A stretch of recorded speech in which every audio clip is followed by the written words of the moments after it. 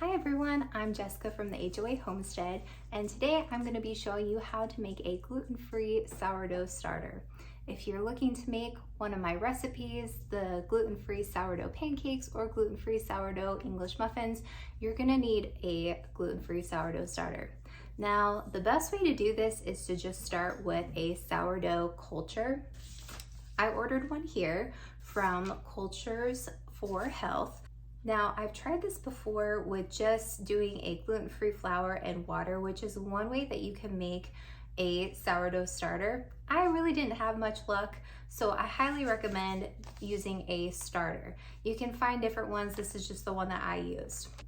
Now, you can order a gluten-free sourdough starter straight from Cultures for Health website. You can also order it from Thrive Market, which is where I got my first one, and then I ordered this one just from Amazon. So there's a few different places that you can conveniently buy this.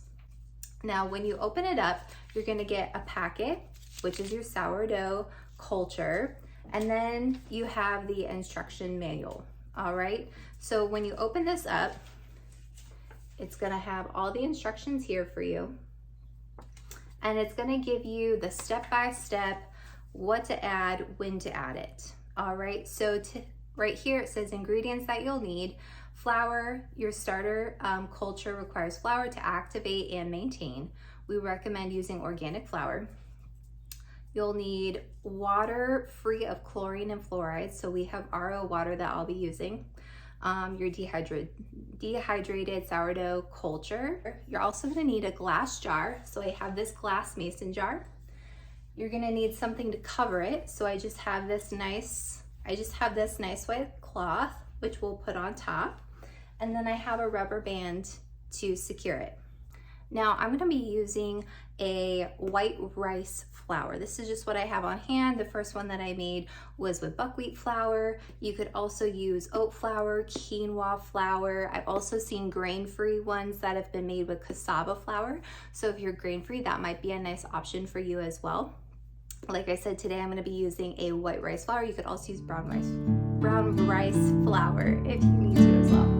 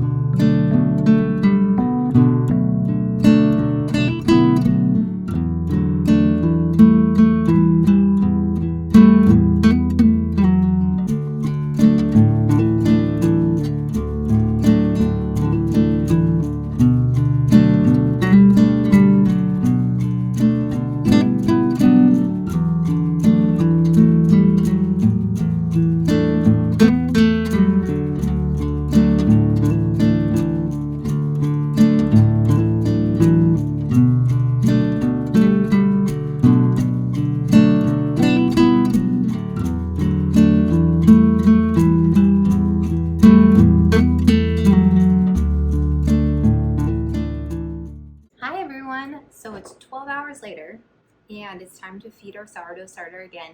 This time is going to be a little bit different though, because we're going to discard half our sourdough starter.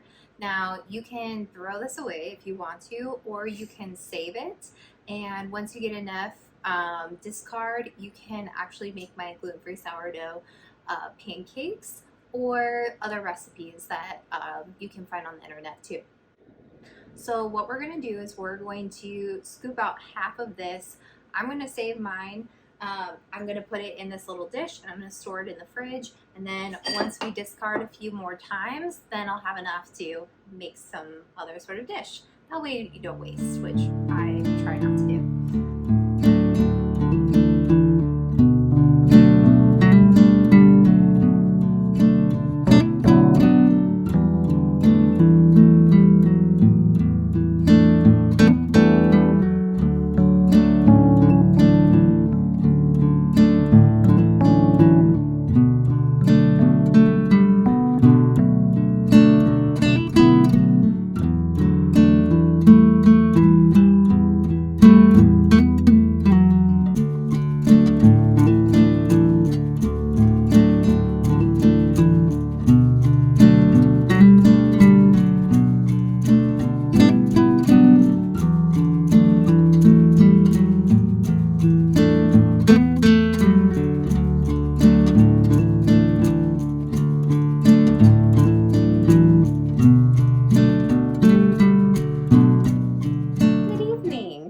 It is now 24 hours later, and we can see here that it has significantly risen, and it's nice and bubbly.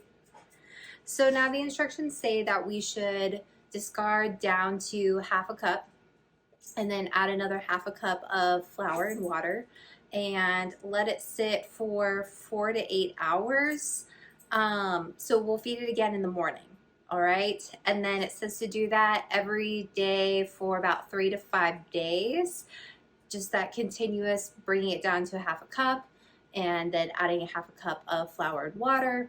And this basically just really trains the sourdough starter to produce, right? So at that point, honestly, I would just, after that 5-day mark, stick it in the fridge and feed it once a week.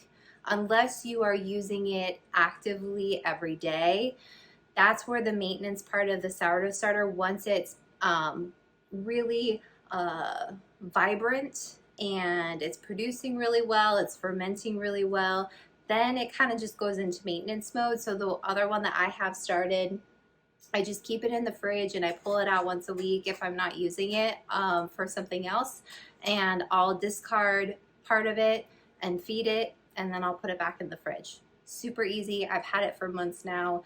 It's very low maintenance, very easy to use. So hopefully that encourages you on your journey to making a sourdough starter. Like I said, this is Culture for Health sourdough starter mix that I used. So I highly recommend getting a sourdough culture to do your sourdough starter. It just makes life a lot easier. Just follow the instructions and you will be fine. And it doesn't have to be so daunting as it can be on the outside looking in. All right, if you have any questions, please let me know. If you like some recipes, I do have a gluten-free sourdough pancake recipe and a gluten-free sourdough English muffin recipe. You can find it on my website at theplacecalledOwn.com. All right, I'll see you next time.